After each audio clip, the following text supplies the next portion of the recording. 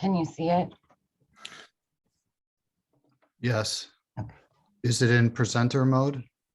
It is. I mean, Is that how in you're seeing it? presentation mode? Oh, we don't want that, correct? No, we want it in like view slideshow. Yeah, from beginning. Okay, Okay. that's okay. Keep going. Let me just see if it looks like it's in presenter. Is it showing? It's showing my screen. Hold on.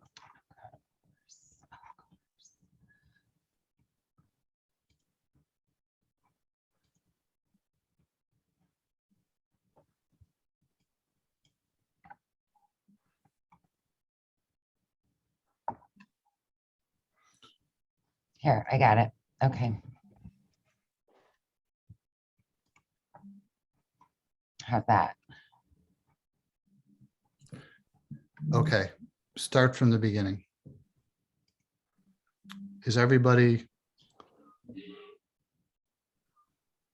Can you go to the, is that the first slide, Jeannie? Yes. Okay. Hello, everybody. Welcome.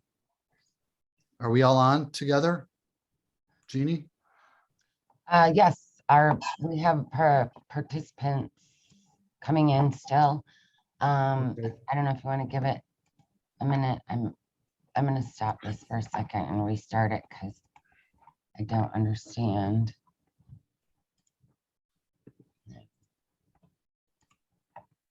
Yeah, I understand. We got that, Stacy. This is really frustrating me. Jeannie, go back to the first slide. I'm trying. I don't. So, how's that?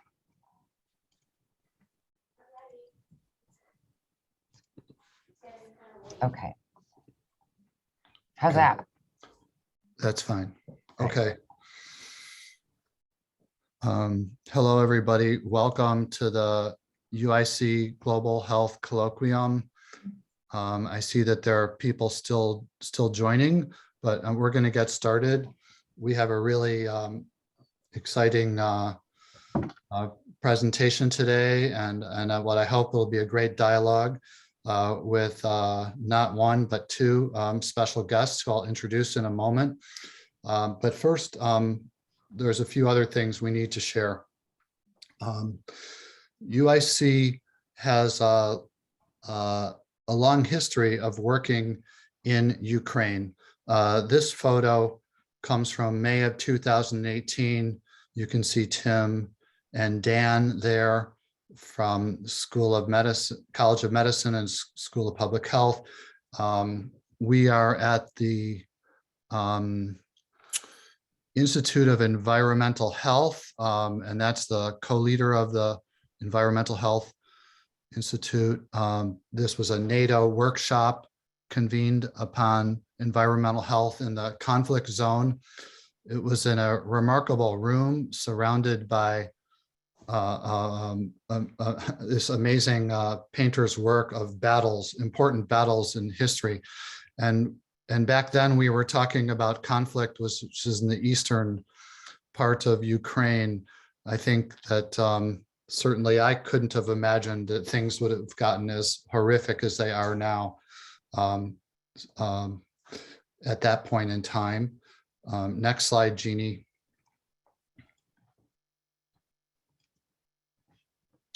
This is Damiano and Dan and two of the colleagues, I believe from the Global BMT program, who are working together with Damiano doing bone marrow transplant in Kiev and in a hospital that has been experiencing siege and great difficulties.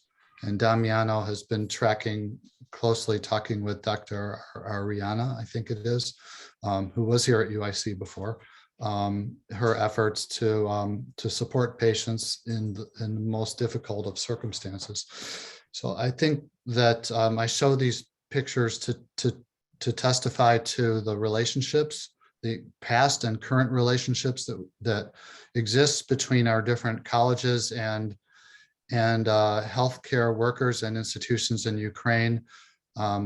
We are outraged by what's happening in Ukraine, the aggression, war, human rights violations happening against the people and state of Ukraine, and we stand in solidarity with our colleagues there and with the people of Ukraine. Next slide, Jeannie. To transition, I want to share this announcement. There's a podcast initiative that's been started by Dr. Stacy Chamberlain and others in the College of Medicine called Better Together, that features different healthcare workers, academics, activists in this space, in the global health space. And you could see that there are 2 episodes out. The second episode was with Dr. Supriya Mehta of School of Public Health. So we invite you to take a look at that. Next announcement. We're proud to announce that UIC has received a D43 called the Achieve program, that we're part of a consortium led by Washington University in St. Louis, and with a couple other universities, and it's focused on addressing the research capacity gap in global child, adolescent, and family health disparities, utilizing implementation and data sciences among vulnerable populations in resource-limited settings. I know that's a mouthful, but there's a lot of important things to say there. This was just announced last week, and believe it or not, we're starting the process of recruiting folks. So this is an application, a notice of an application for a 1-year fellowship appointment for US-based folks to go abroad to do this work. And there are a lot of different countries that are participating. There's a focus in sub-Saharan Africa, but there's countries in many other countries as well. And so I invite you to apply for this or to consider applying this year, see if you're eligible, or pass it around to your networks, or to consider thinking about applying in the future. This will be ongoing for 5 years. Next one, Jeannie. And so there is also opportunities for persons in LMICs to apply as well. And they come to the United States for some time. So there's 2 applications actually.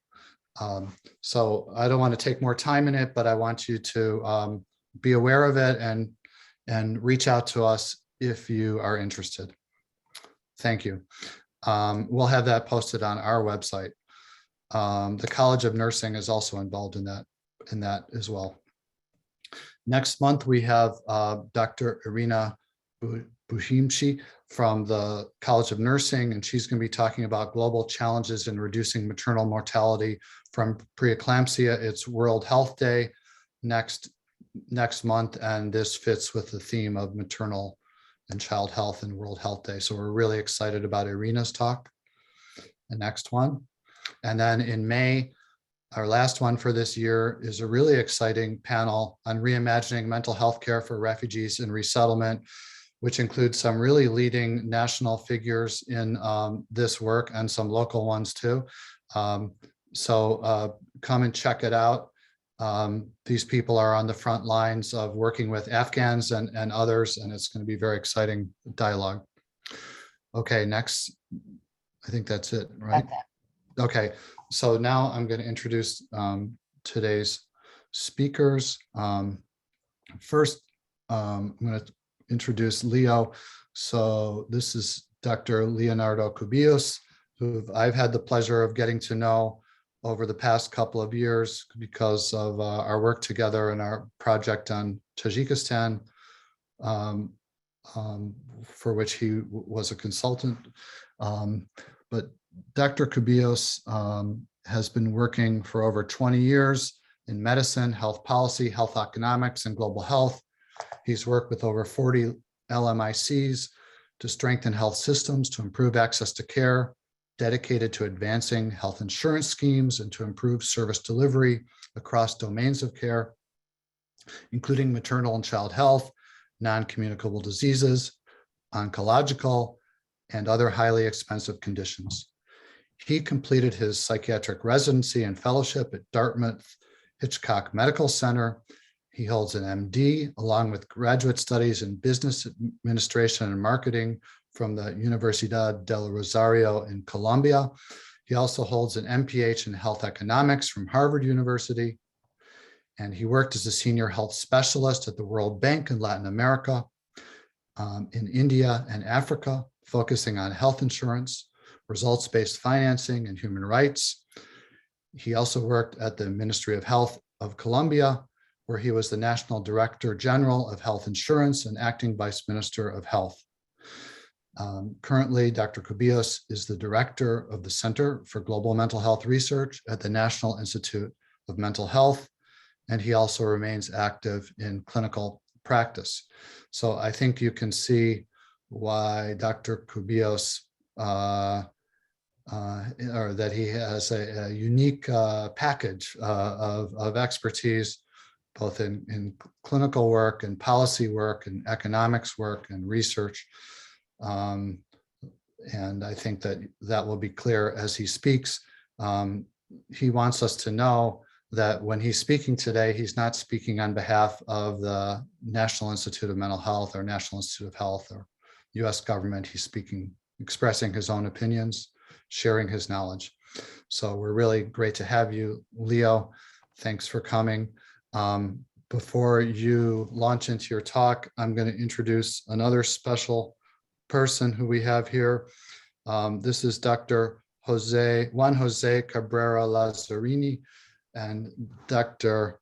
Cabrera Lazzarini is here at UIC as a visiting research professor and faculty liaison in the College of Business Administration. And he's here in part representing the Tec de Monterrey, which is a strategic partner of the University of Illinois at Chicago. And we have students and faculty from many different parts of Tec de Monterrey who are doing study abroad experiences and other exchanges here in engineering and business and allied health sciences, and hopefully one day in other health science areas as well. And Dr. Cabrera Lazzarini is an economist and professor at Tec de Monterrey. So I know some of you have had a chance to meet him. If you haven't, you'll hear from him today. He's going to say a few words of response to kick off the Q&A after Leo finishes his talk. But I also encourage you to get to know him and get to learn about the collaboration between UIC and Tec de Monterrey, which I think offers a lot to our campus as well as to their campus. So welcome, Juan Jose. Okay. So now I'm going to turn it over to Leo. Leo's going to talk for about 45 minutes, then Juan Jose for a few minutes, and then it'll be Q&A.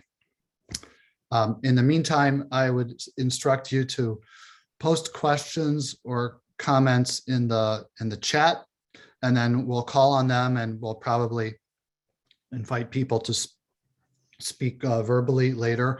Leo also made the point, if people have questions of clarification during the time that he's talking, put that in the chat and we'll get to that as well. Okay, thanks again. Go ahead, Leo. Steve, thank you so much for your invitation to you and to the University of Chicago at Illinois. It's just great. University of Illinois at Chicago, actually. It is great to be present today in this Global Health Colloquium. Let's see, can you see my screen now? Yes. Perfect. Probably want to minimize. Do you see your faces here on the right, or is that not visible to you? We see them on the right. Your slides are good. We could see it in like full-blown presenter mode, so it's good. Great. So let me do this. All right. So again, thank you so very much. We have an ambitious agenda today. You know, when people when I share with folks that I do a little bit of health economics, the immediate reaction is, oh, so you do cost effectiveness analysis. And you know, that has always been a very interesting follow-up question when I introduce myself at the professional level. So I thought that today we could speak a little bit about health economics and what cost effectiveness is in the context of health economics, but actually put cost effectiveness analysis as a part of a bigger universe, which is, you know, health economics. So before I start, on Monday, April 26th of 1937 was market day in a town called Guernica. As any market day in Spain, in northern Spain, people were out there gathering their groceries, having fun with neighbors and family members. And all of a sudden, in the middle of the afternoon, planes, bomber planes from two countries that were living in dictatorial totalitarian regime at that time, where Germany and Italy appeared in the skies and bombed for more than 3 hours. Some sources say 3.5 hours. Oh. Guernica. They pounded in the town, and they killed mostly women and children and elderly. The men were in the front fighting for the Republican side of the Civil Spanish War. Pablo Picasso, who was living in France, I think in Paris at the time, painted this very, very, very famous anti-war painting, literally called Guernica. Guernica, you see it, is the pain of the mother that is losing her son. The desperate cries of people that are in pain, emotional or physical, is a tribute to civilians who died in Guernica, that have died throughout the wars in the 20th century, and that are currently dying in Ukraine. Before I continue with any discussion and presentation about health economics, I want to propose that we all take a moment of silence to honor the victims of the Russian invasion to Ukraine.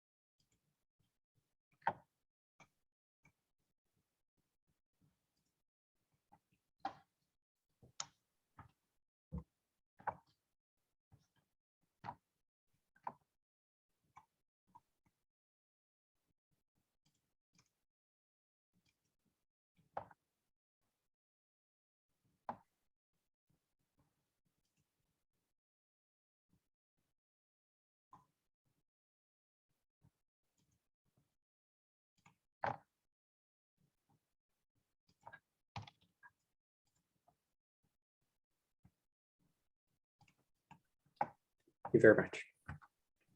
I have no conflicts of interest to declare today. What I will be presenting is public knowledge, along with some personal opinions. I understand that this presentation is being recorded and will be uploaded to YouTube, and in that way will become a public good, available and accessible for everyone who, you know, wants to and has access to YouTube. So 3 learning objectives for today. Again, I would like to map a little bit of the scope of health economics and some applications in mental healthcare system analysis. And actually, it's a little bit beyond healthcare system analysis, but Let us leave it there for now. Then the second learning objective is the role of economic evaluation, including cost effectiveness analysis and budget impact analysis in mental health decision making. And third, to discuss high level critical considerations when we are performing cost effectiveness and a budget impact analysis. So what is economics? And having Juan Jose as I discussed, and it makes me a little bit, I feel a little bit blushing at this moment, but economics assumes that there are limits in resources and that we need to make choices as to how we use those resources. So when we say economics, we actually are saying multiple different things. Economics is the study of how people make choices. It's how people make decisions under scarce resources. It's the branch of science that studies behavior and decision making, and that part of behavior is behavioral economics, the newer and widely recognized recently branch of economics and psychology.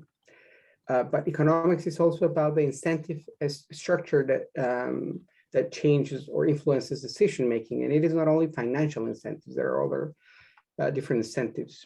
Economics is how people use values to frame decision making, and all of these five possibilities of a study plus other more are applied to societal problems with the objective of achieving efficiency, but also achieve equity.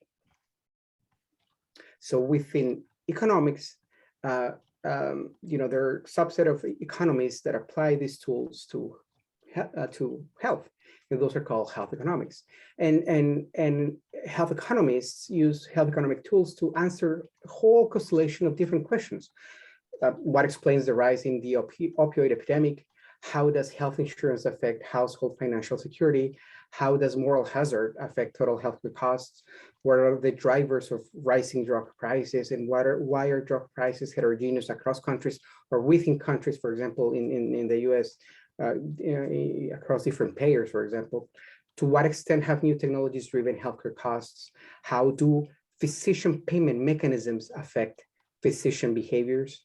What drives or deter individuals to seek mental health care? And how can purchasers or funders choose which new technologies or interventions to fund? And within these, I think 8 to 9 questions that we've listed in this example, I want us to focus for the moment on the last one. How can purchasers choose which technologies or interventions to fund?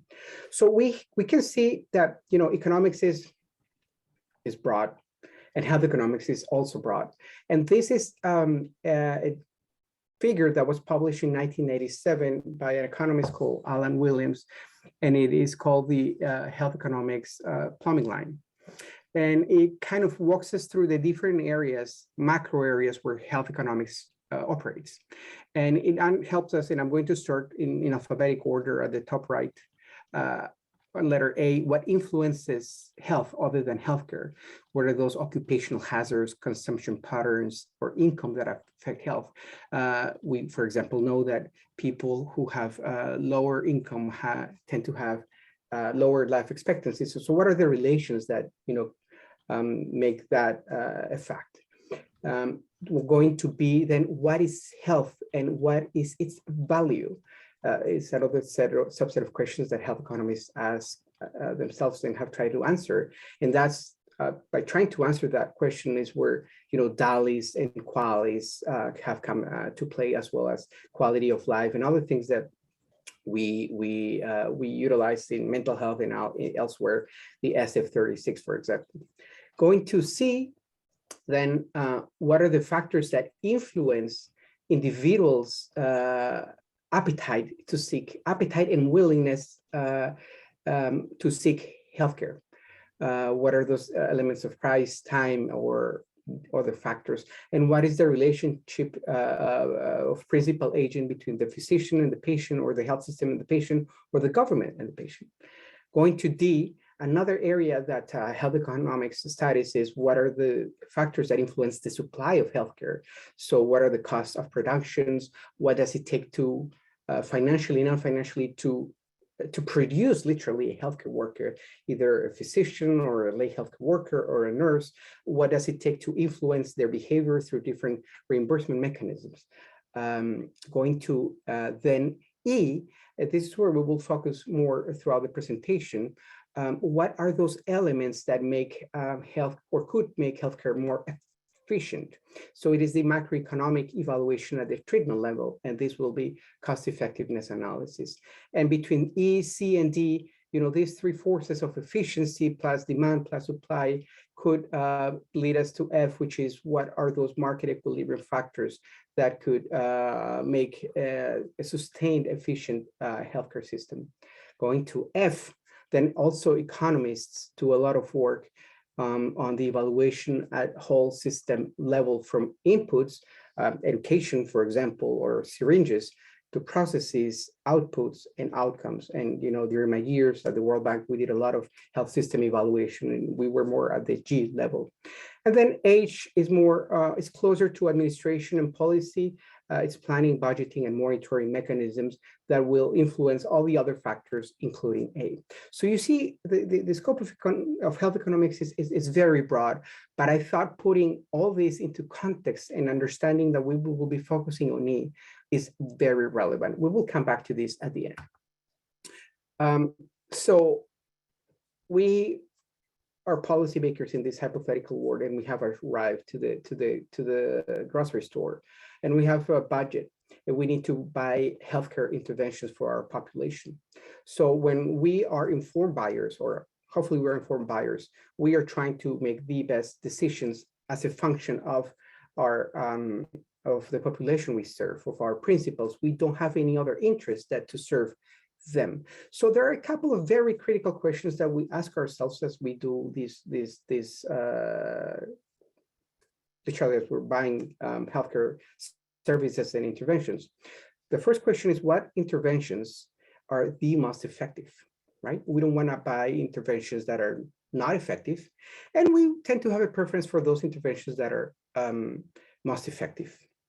And within the effectiveness realm are also considerations for safety, of course. But then the second question is, what interventions yield the most value?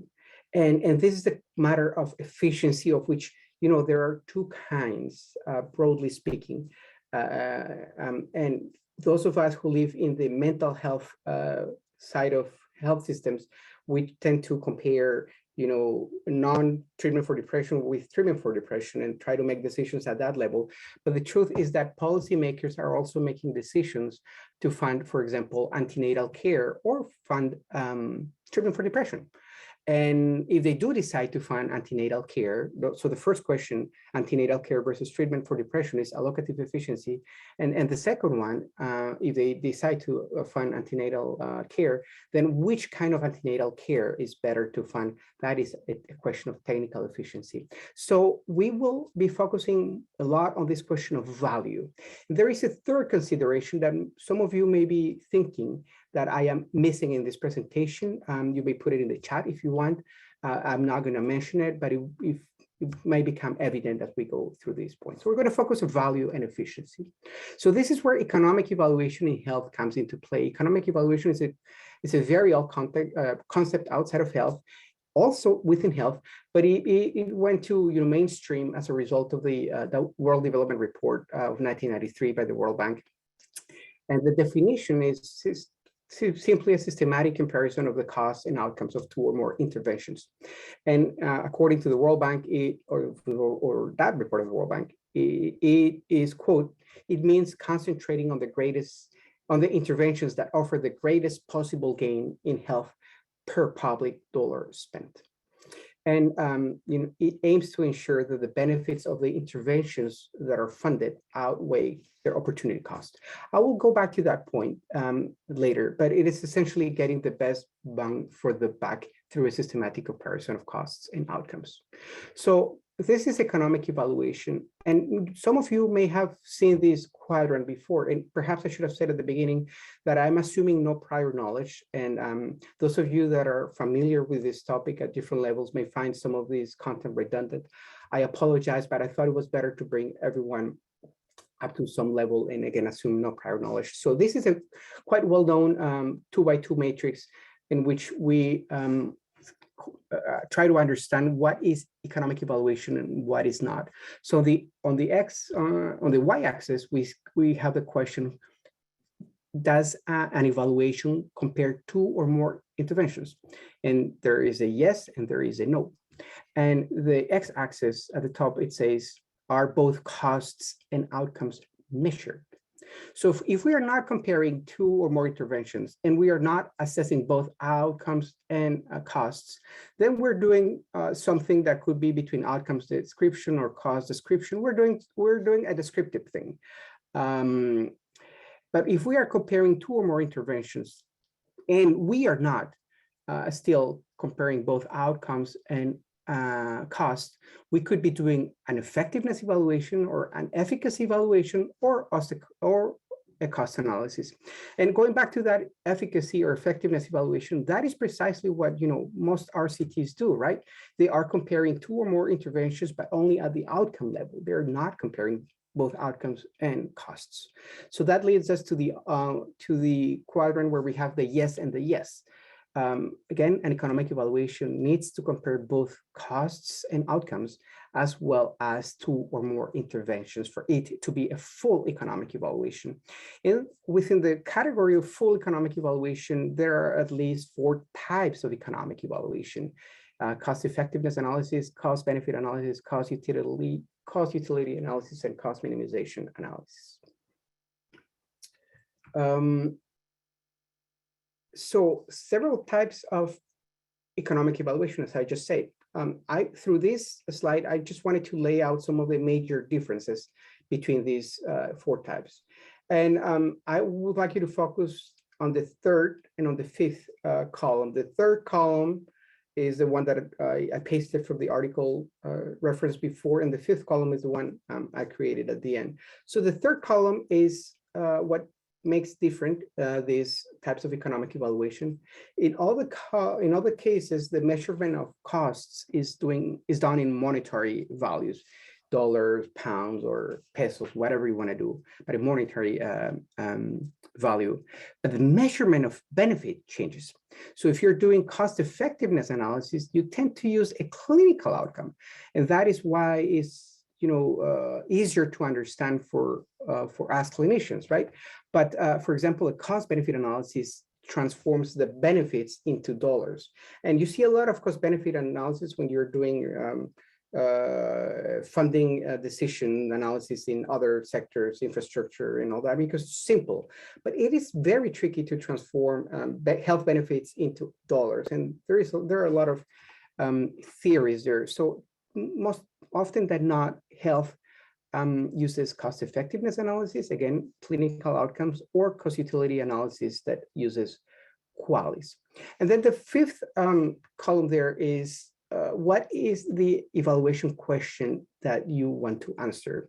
If you want to answer, going to cost effectiveness analysis, the following question: what is the value of 2+ interventions with the same clinical objectives? Then you should want to choose cost effectiveness analysis.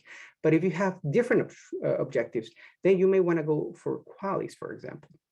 So even if within mental health, if you're comparing, let's say, treatment for psychosis versus treatment for depression, presumably, unless you're using suicide as a measure of benefit, you potentially want to go to QALYs.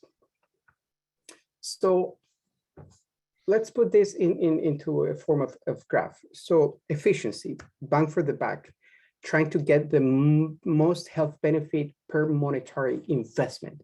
So here we can see that one of the values of cost effectiveness analysis is that it allows us to rank the value of the interventions, and from the highest value to the lowest value interventions.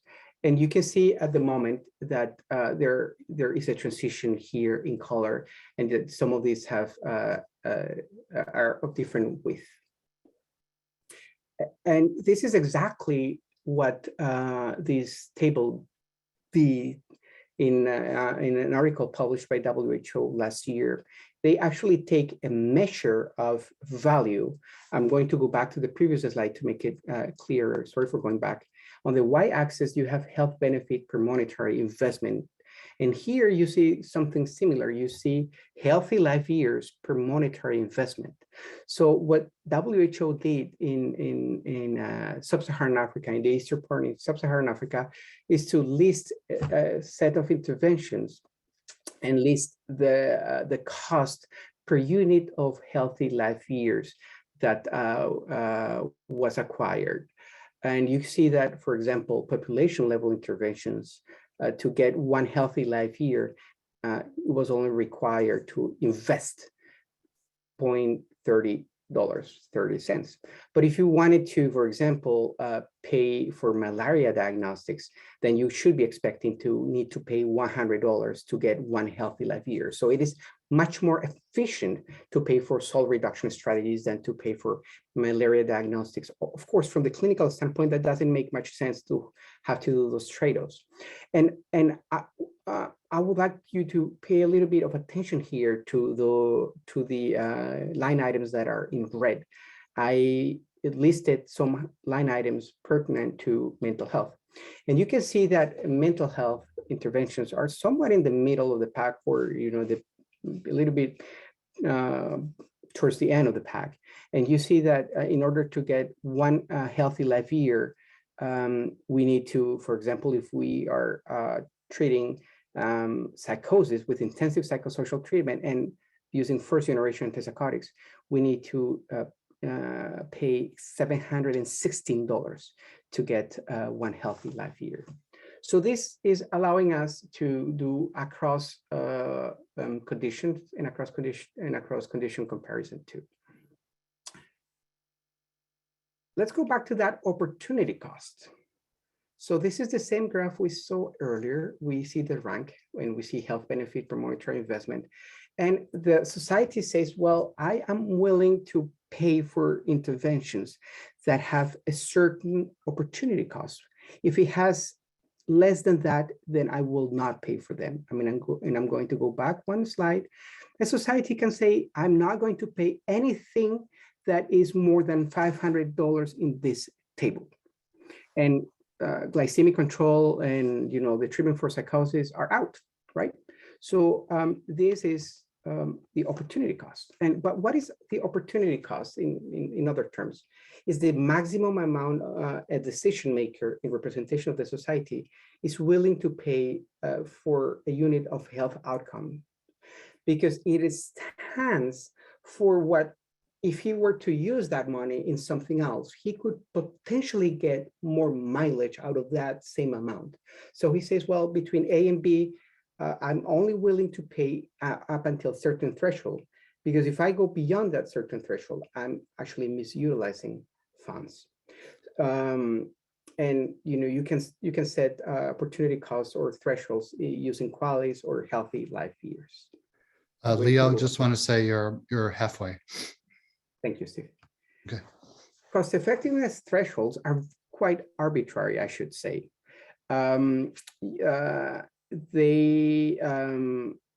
Here on the right, you see the different cost effectiveness thresholds in different countries, and you can see that they're somewhat correlated with the GDP per capita of countries. WHO recommends that the cost effectiveness threshold should be anywhere from 1 to 3 times GDP per capita, but it is not clear the basis for that. And there is no consensus in the processes or criteria to identify the optimal threshold. So here is where things start to become tricky, right? We rank interventions. We say we're willing to pay up to a certain threshold, but we are not really sure what are the technical basis for this threshold. And we're not sure either for the process to set it. So that's an important consideration. This is the only slide that has some math, but it is not with the intent to convey anything but the following. Randomized clinical trials have a primary outcome. Economic evaluations and cost effectiveness analysis do not have primary outcomes. They compare two interventions, but they do have something similar to the primary outcomes that are called single quantitative measures, so a single unit of reporting. And there are 3 different units of reporting. The most commonly used one is the ISAR, or incremental cost effectiveness ratio, and it is essentially the difference in costs between intervention A or 1 minus intervention 0, divided over the benefits of intervention 1 minus intervention 0. So that delta, both in costs and benefits, is the ISAR. It is very simple. And ideally, that ISAR should be below that cost effectiveness threshold that we spoke earlier. The other 2 single quantitative measures are just algebraic reorganizations of the ISAR. We're not going to mention them anymore, but I want you to know that those 2 exist. So if we go to the graph on the left, we see 4 quadrants. We have the option that the new treatment is more expensive and less effective than the existing one, which is quadrant number 4. In this case, the existing treatment will dominate and there is no more conversation. Or the new treatment is more effective and it is less expensive. So we're in quadrant number 2. There is no more conversation. The new treatment is dominating. But those 2 cases are not very oftenly encountered. The more common cases are that the new treatment is more expensive, but it is also more costly. So it falls under quadrant 1. And the second case that we encounter often is that it is less effective, but it is also less expensive, and it falls in quadrant 3. If during the mapping, the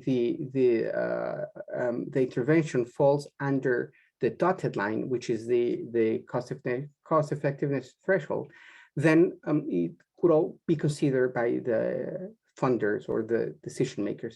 The slope of the dotted line is also a way to mark the cost effectiveness threshold.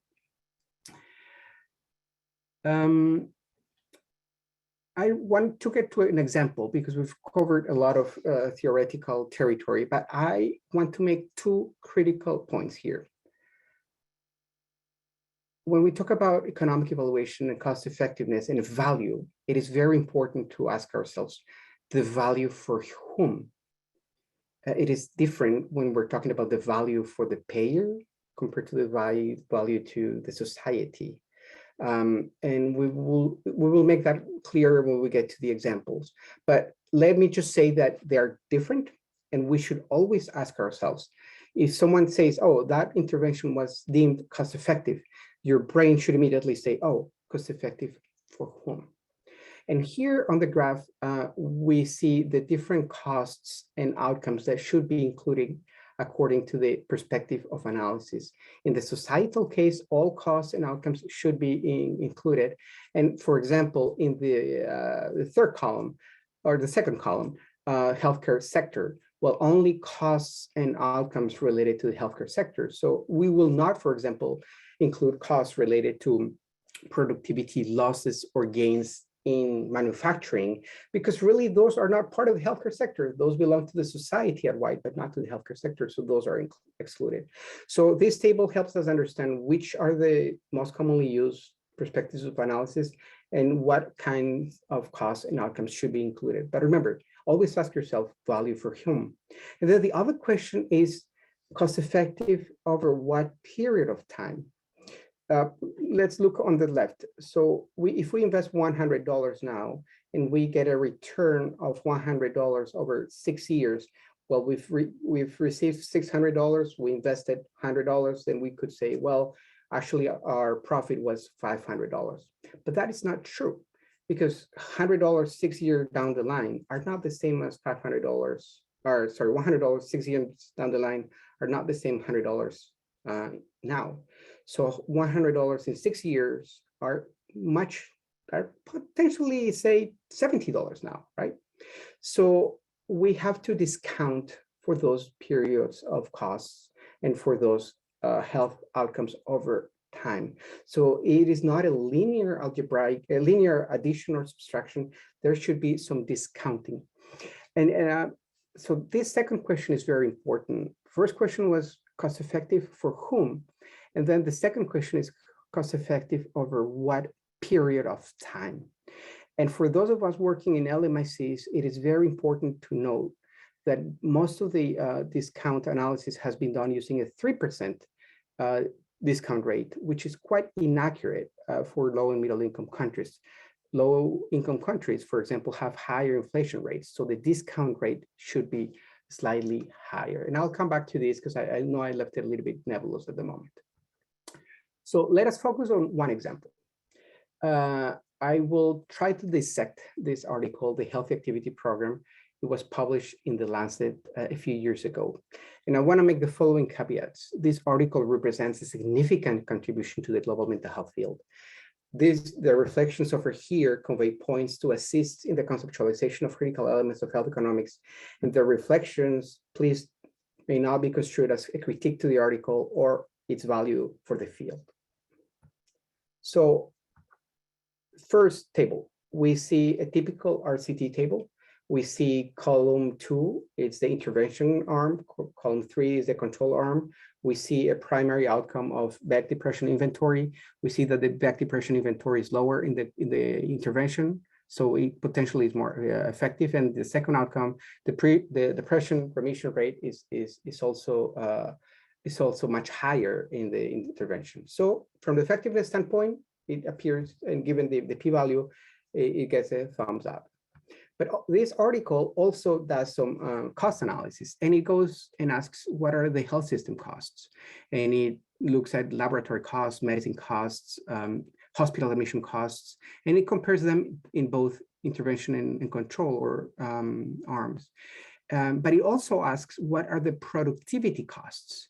So you see that in the intervention arm, the health system costs are higher. In the productivity arm, the productivity costs are lower. So that is indicating to us that those in the intervention arm are actually producing some savings for the society in terms of productivity costs. And then we go to health system perspective.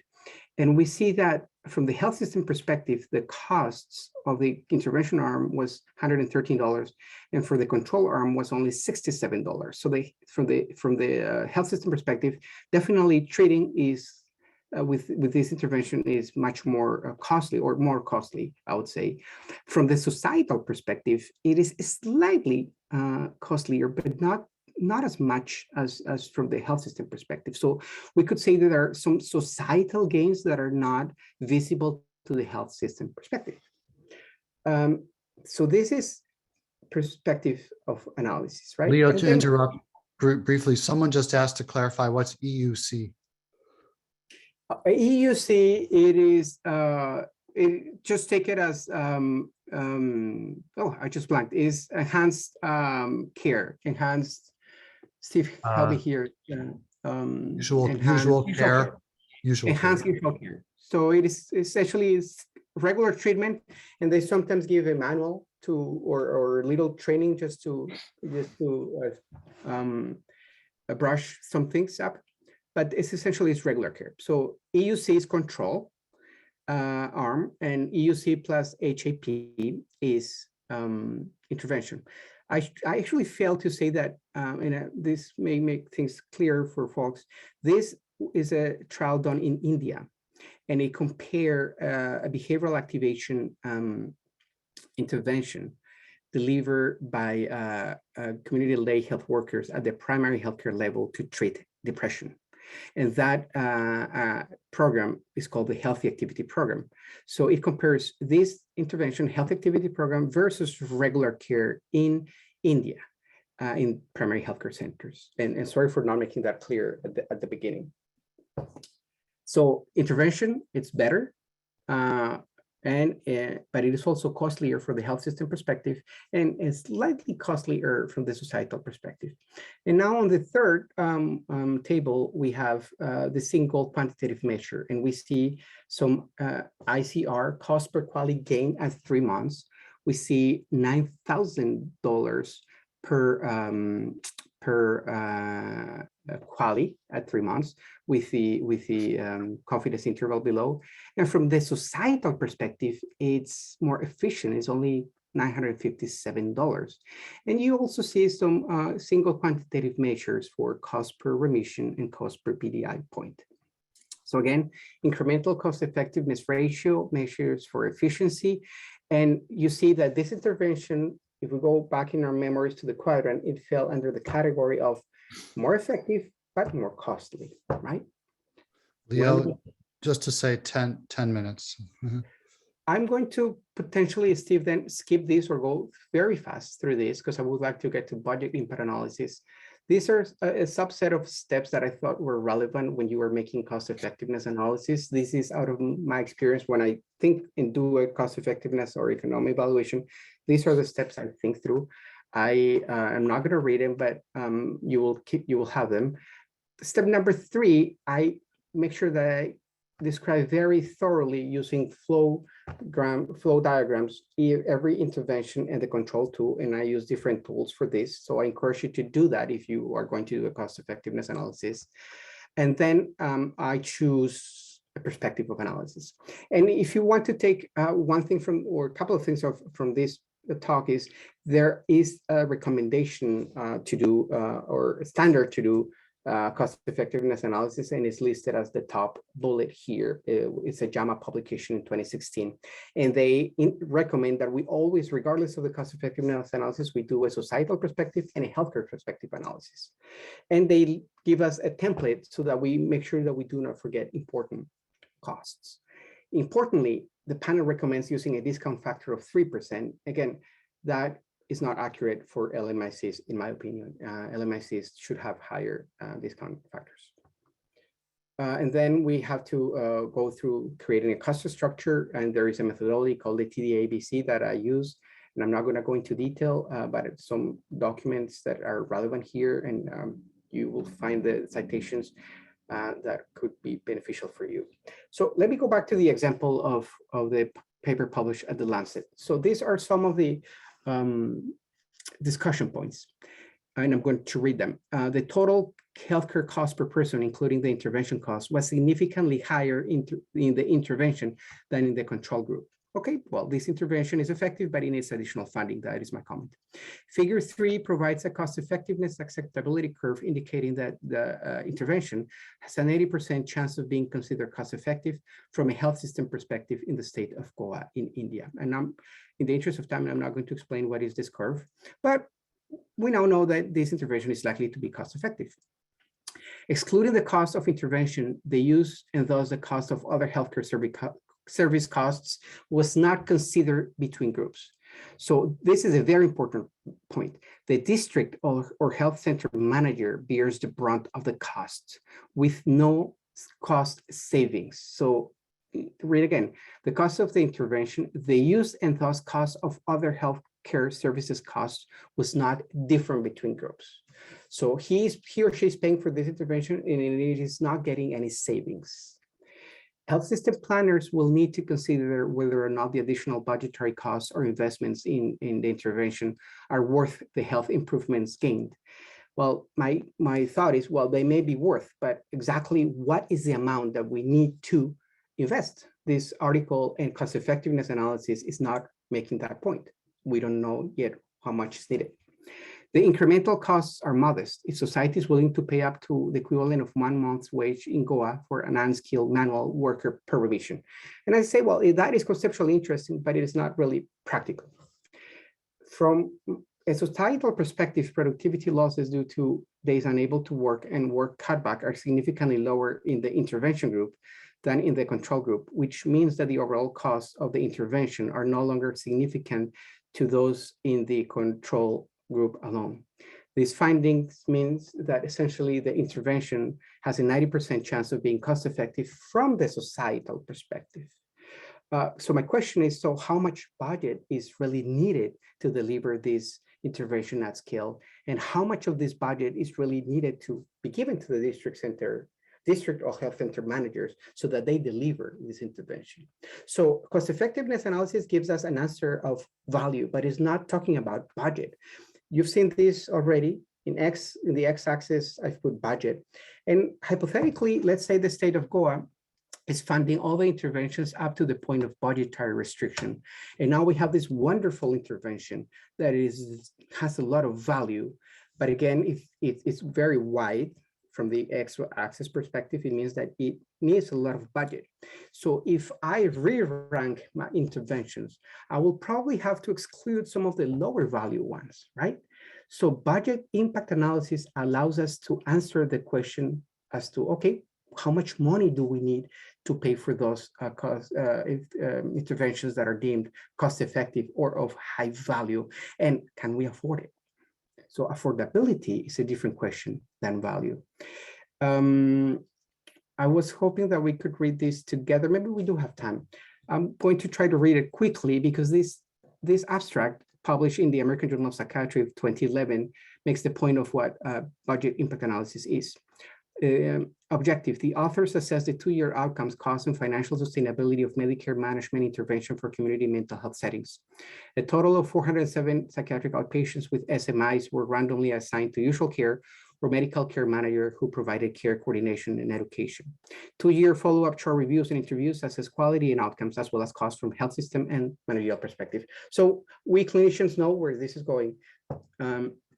Results, sustained improvements were observed in the intervention group in quality of primary care, preventive service, quality of cardiometabolic care, and different dimensions of quality. From a health system perspective, by year 2, the mean per patient cost was X, and it was less than usual care per group. With a 93% probability that the program was associated with lower cost than usual care. From the community mental health perspective, the program would break even if more clients had Medicaid. So we see that it is cost effective from the health system perspective, but from the community mental health perspective, from the people that really need to pay for this, it may not be as cost effective or affordable.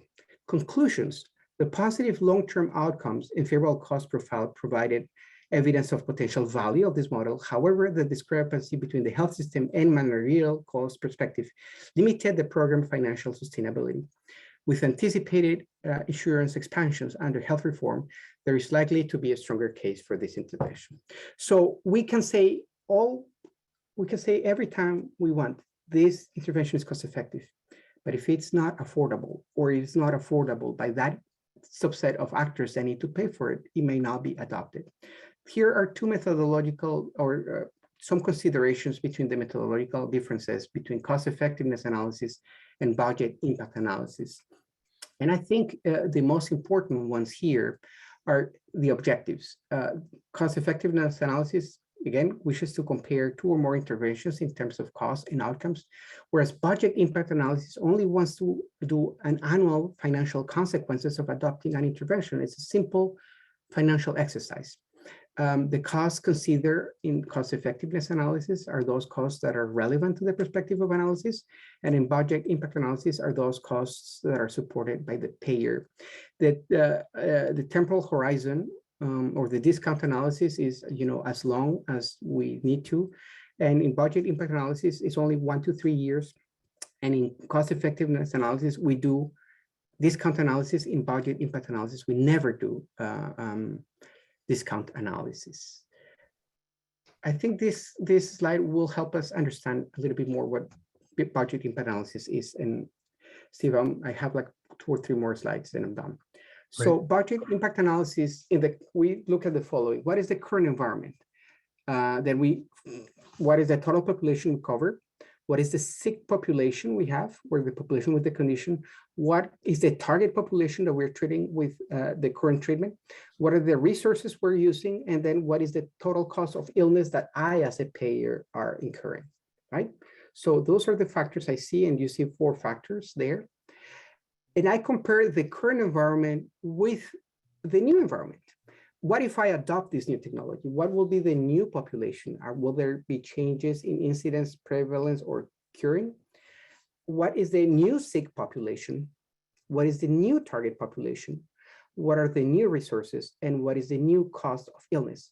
And I literally just do the comparison between the 2 costs of illness, the new and the old. If the new cost of illness is higher than the old cost of illness, I, as a district manager or as a health insurance company, I'm quite unlikely to do this, even if it's cost effective, unless something happens. So final points here. Let's go back to the Lancet article. And let me read these two quotes. Excluding the cost of intervention, the use and thus cost of the other healthcare services cost was not different between groups. We already read this. So the reflections are, while this intervention is likely to be cost effective for the health system, it is unlikely to be cost effective for the health manager in charge of service delivery. A budget impact analysis can help us determine what additional monetary, potentially non-monetary resources are needed on the site to deliver this intervention at scale. The second quote, health system planners will need to consider whether or not the additional budgetary costs of investment in the treatment are worth the health improvements gained. This statement as such sounds like kind of a moral statement, but it is asking for additional resources. So part of that is answered through budget impact analysis, so monetary resources, but we all know that monetary resources are necessary but not sufficient to achieve behavioral change and to provide health services. And there are lingering questions. What are the other factors affecting the supply of mental health services in the state of Goa? Manpower, how is manpower paid? And what other factors are affecting the demand of services, of mental health services in Goa? For example, understanding depression as a medical illness and treatable condition. Is there a stigma associated? So essentially giving money is not enough to influence the supply and the demand and the ultimate consumption of these services. And this is where we go back to our initial point of mental health, of health economics. We spent a few minutes on box E, macroeconomic evaluation, but we ended and went back one slide with the points of supply and demand that are also needed. And those points of supply and demand are essentially contained in boxes D and C of this figure. And that's where other parts of health economics come into play. So as a wrap up, we discussed the wide scope of health economics, including some practical applications to mental health research. We studied the role of economic evaluation, including cost effectiveness analysis in the decisions to adopt or defund technologies or interventions. We studied the role of budget impact analysis in these decisions. And I went very rapidly, and sorry for this, through some high level critical steps to perform both. But also importantly, we discussed that economic evaluation and budget impact analysis are not sufficient. They are necessary, but not sufficient conditions to advance accessibility and availability of mental health services and affordability too. Other health economic areas can, support advancing the understanding of these elements. And that's it. Thank you very much. I'm going to stop sharing. Thank you very much, Leo, for that really clear and brilliant talk. Ooh, are you hearing me? Okay, it was frozen for a second. Thank you again for that really clear and brilliant talk. Just so everyone knows, we'll go to 1:30 in terms of our Q&A. Now I want to invite Juan Jose to say a few words to kind of begin the discussion. Thank you, Steve. Leo, thanks for such interesting presentation. I just want to reinforce from business point of view that health entities, as all service providers, they need resources to generate value. And that's a very important question that you just mentioned. And this value is for all the stakeholders, which it should include mainly patients, of course, the health professionals, government, financial institutions, and in general, for the whole society. The main challenge, in my opinion, Leo, and I wanted to offer to the rest of the audience for discussion, is how can we help the underserved groups who has a limited access to healthcare services? And on that regard, I would like to suggest two questions for future discussion and also offer a proposal on how to address them. The first question is, what can be done to ensure that most of the generated value is captured by the patient himself or herself versus the rest of the stakeholders, right? That's the first question. Second question, how can we better empower the patient to cover a higher percentage of the costs associated with the treatment, so less resources are devoted per patient and more patients can be treated? These are the questions that social entrepreneurs look to answer. And I have been doing research on social entrepreneurship. And the main objective is to design business models that can be financially sustainable and that can be scaled up to achieve global expansion. And most of the value, as I already mentioned, should be captured by the underserved members of the society that have no access to healthcare services. If we have just 1 minute, I would like to share briefly the first holistic model I have seen on that regard, and it's in the process of being implemented. So I don't know if I can share just a quick slide. I promise I will be very brief. Can you see my slide now? Yes. Okay, here you can see several stakeholders associated with the treatment of a patient. The idea of this model is an NGO providing different ways of increasing the value that the patient receives in the treatment, right? And this non-governmental organization can do it in 3 ways.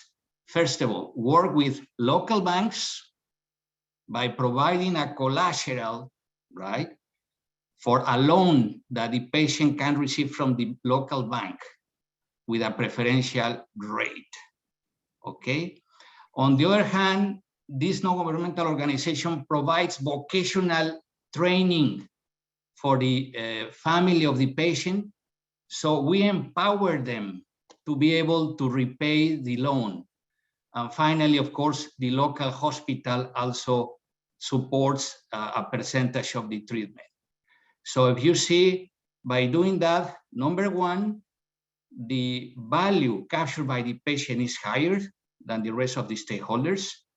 Number 2, the patient is empowered to help with an important percentage of the cost associated with the training.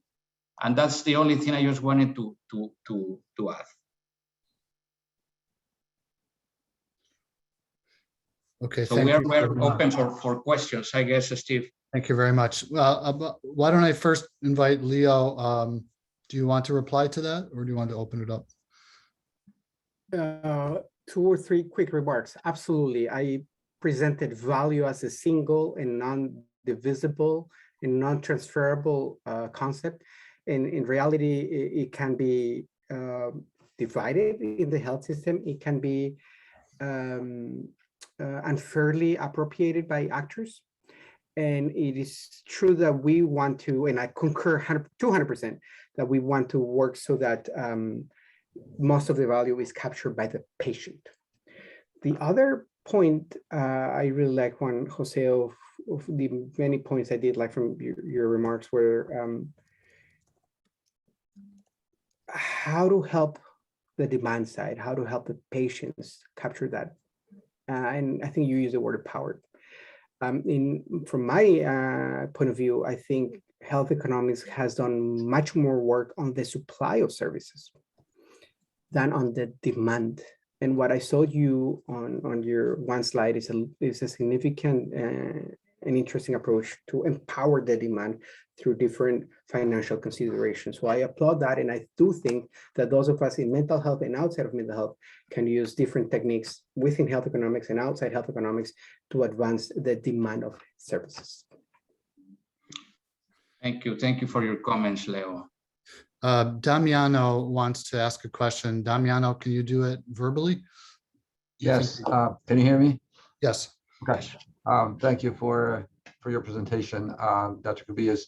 I'm dealing with oncology, and I work in many countries. And what I see is actually that that's one of my theory, actually. Efficiency is a combination, as you mentioned, of efficacy and outcome with the value of, basically with affordability. Now, in many countries at the global health policy level, many drugs are not available, no matter how much money a patient may have.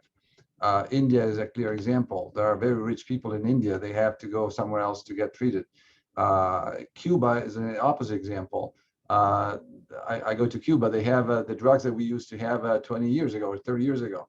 So I think the cost analysis is not only about the dollar or the cost for the patient, but also a national cost or national availability of medications, of treatments that may not be, for whatever reason, available, not only for the money, but for many different things. Pharma, for example, don't want to make their drugs available in some countries because they are more focused on the profit of efficacy in small studies. Any clinical trial has a very strict selection of patients that makes the drug only available for some people. So I think that I was wondering if you have any thought about just broadening up the availability, not just the cost of how much do I get for $1, but how much do I get for wherever I am for whatever the cost is. In my mind, Damiano, thank you for your question, and it's a dilemma, right? It's very difficult to answer that, particularly because there are different scenarios across countries. But the issue of availability of medication at the point of care, whether primary or high specialized care, medications and technologies is critical, and I think it's a function of different elements, not only the interest of the manufacturer, but also the interest of the supply chain involved there, the different actors that can or cannot add markups, but also the capacity of the supply of the hospitals and primary healthcare centers to actually, appropriately transform those inputs into actual patient care. So we, for example, see several cases in which, procurement of medications is I don't want to use the word corruption, but it's inefficient for different reasons. So that affects the ultimate price and availability of healthcare. But in other cases, like vaccines, it could be also a matter of supply chain of cold chain of refrigerators. So there are different issues at hand, and I concur with you. It's much more beyond costs. It's much more beyond prices. Thank you. Who else has a question or a comment?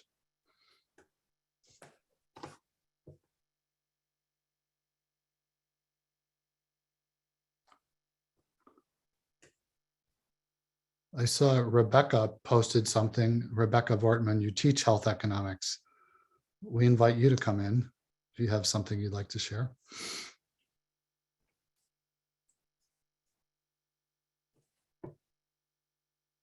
Hi, thank you so much. Can you hear me okay? Yep. The excellent presentation, and I don't know if any of my students are on right now, but I did send the link and invited them to join in because everything you talked about today kind of ties into what we're talking about in our healthcare economics course for our Doctor of Nursing Practice students who are focusing on leadership. So great presentation, and thank you for providing this opportunity for us to attend. Thank you, Rebecca. I will be sharing my slides with Steve, and those slides are, as far as I'm concerned, probably good. Okay, great. Thanks so much.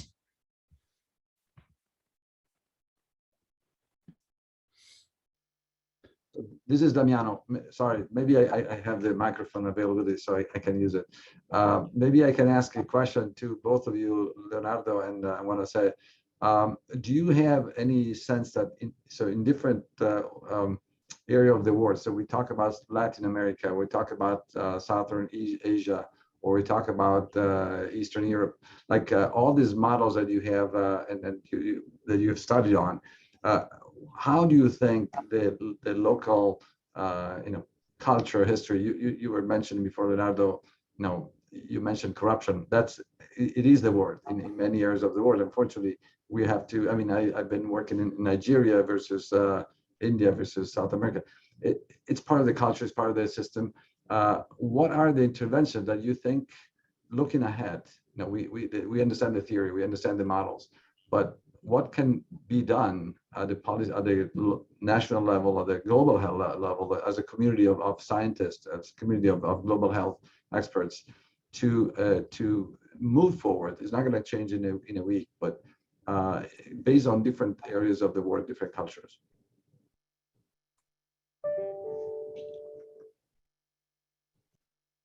Want to go ahead?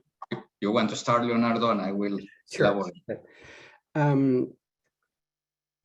Couple of points, Damiano. Great question or set of questions. Many of these techniques are used by a field called, well, some call it health technology assessment. And there are health technology assessment organizations that are in different health systems, and those organizations are publicly funded. The prime example is NICE in England, but there are others throughout the world. So I think I'm from one standpoint, I'm optimistic that this set of techniques are more and more used and more developed and refined, and are permeating different decision making levels. However, again, going back to that dilemma of supply and demand, this is a lot of work in the supply side.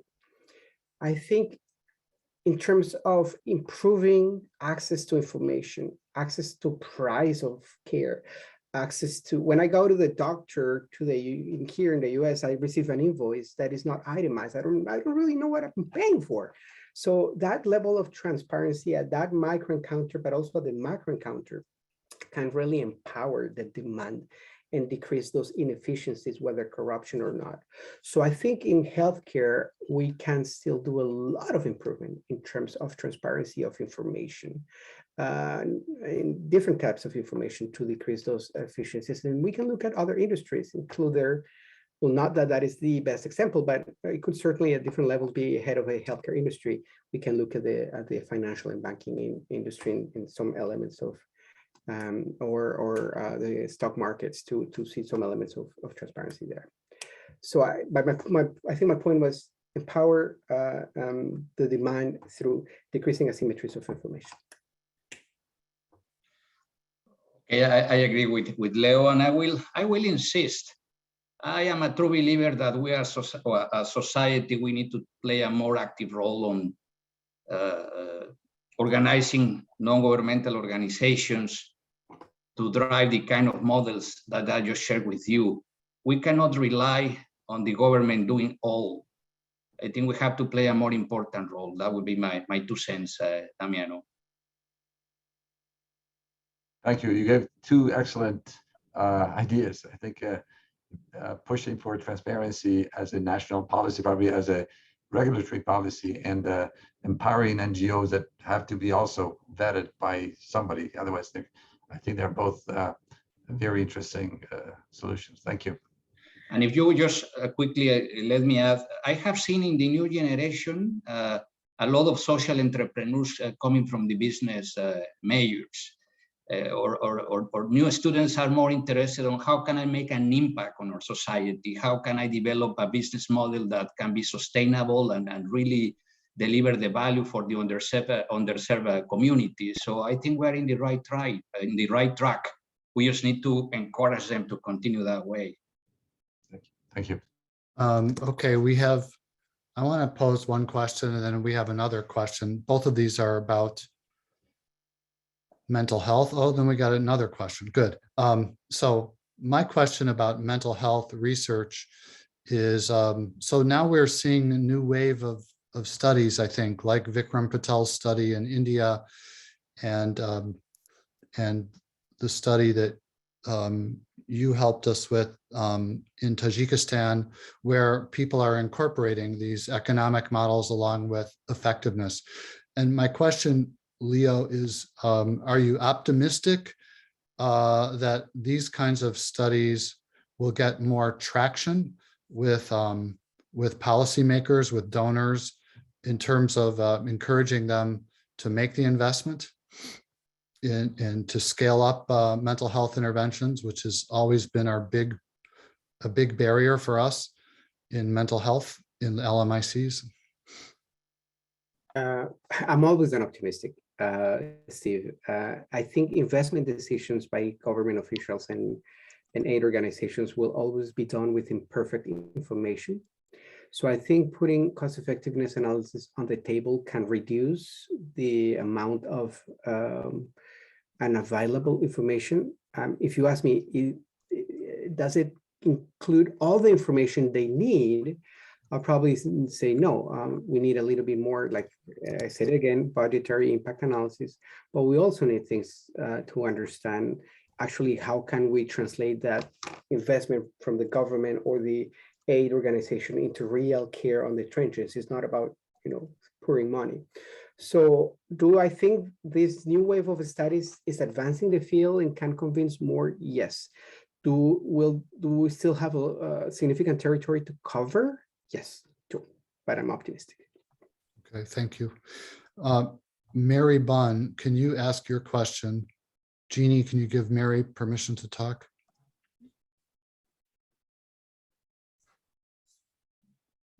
Are you there, Mary? You can ask it. Okay, can you hear me now? Yep. Okay, great. Yes, I just put a couple, thank you so much for this really thought-provoking presentation.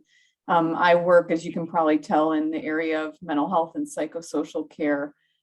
So I'm thinking very much about your insights through that lens.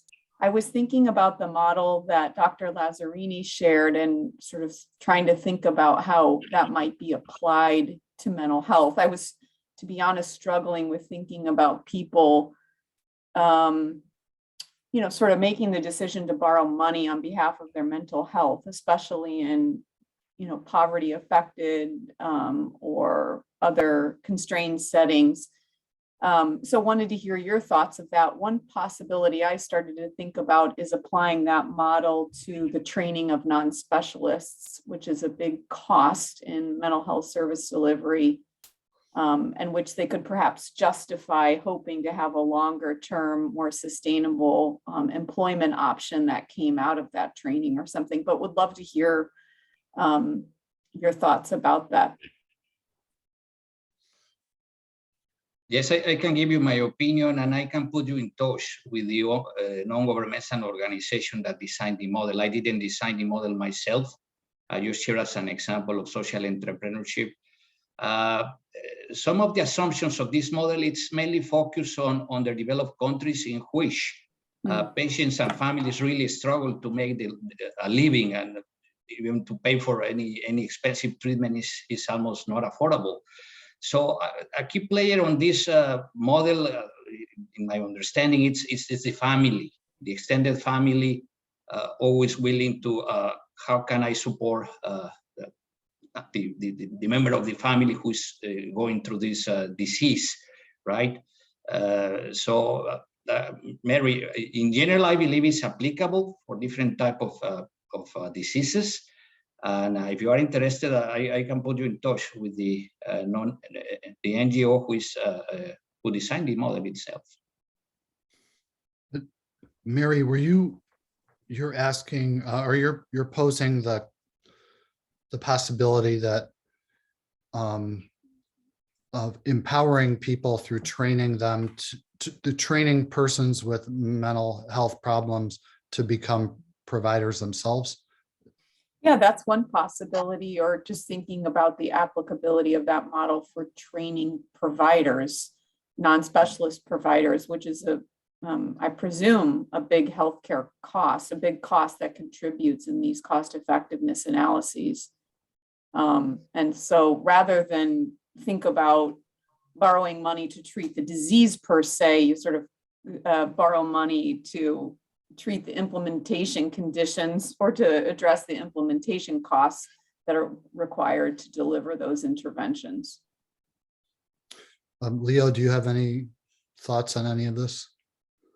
Two or three points, Mary. First, I hadn't thought of that option of using alternative sources of funding, maybe private funding, so that lay mental health workers can be trained and then potentially paid for over a period of time. That could be interesting, particularly if there are intermediaries who can dilute those costs.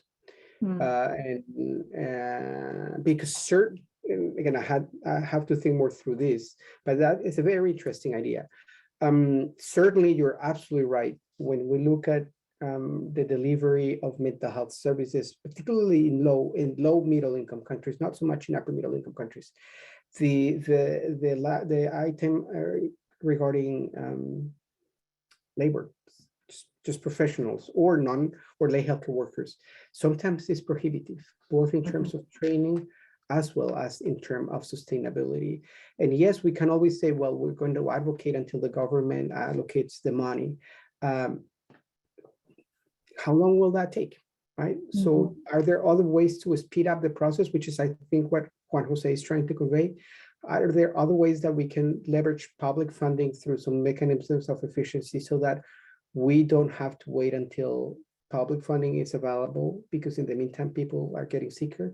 That is, without, I guess, coming back to my first point, I think what you're proposing could be food for further thought. And Juan Jose just mentioned some social entrepreneurs, and maybe they could have some interesting ideas around that. Thank you. Thanks so much. Leo, one last question, and maybe you can use it to make any kind of final closing remark you'd like. Don Ziegler from the School of Public Health asks, who defines equity in these models? Question mark. These models, for the most part, are trying to, well, particularly those that associated with value, are trying to measure efficiency. So based on that perspective, I could say that we could understand equity as to how that efficiency and how that value is allocated or is used or is received or benefits across different ethnic or income groups. So a subgroup analysis using different metrics is very important when we do these type of things. Inequity is income inequality is very high in low and middle income countries. So I would not be surprised if much of the value is captured by high income groups within different communities. So those intra-community measures of equity are very important. My last remark, I think Abiola mentions policymaker engagement is key, hands down, is absolutely key. I will encourage you to go back through that plumbing figure and think through how alternative or different disciplines like economics, political science, anthropology can help us understand what are those factors that are preventing a good availability and accessibility of services. I am optimistic that we are incorporating neurosciences, data science, and others that can help us understand better the problems at hand so that we can serve better those we are meant to serve. Economics is just one tool among many. Thank you, Steve, again, for your invitation. Thanks very much, Leo. Thanks very much, Juan Jose. This has been a really fascinating hour and a half. You gave a great talk and great discussions. And I think it really further encourages me, and I hope many of us, to think, to use the tools that you've put before us and to think in innovative ways and collaborate with new partners to bring together these different dimensions of effectiveness, the way we normally think about it, and equity and efficiency and economics, the way that you've presented it to us. So thanks again, very, very, what? And budgets, don't forget about budgets. Budget, where the dream meets reality, where the rubber hits the road, all that kind of stuff. Yeah, It's been really fascinating. Thanks again. We couldn't have asked for anything more. Thanks to all of you for participating. And again, let's remember Ukraine and do what we can to stand in solidarity with with citizens of Ukraine, and especially people in healthcare, and oppose the aggression there. Take care. Bye-bye.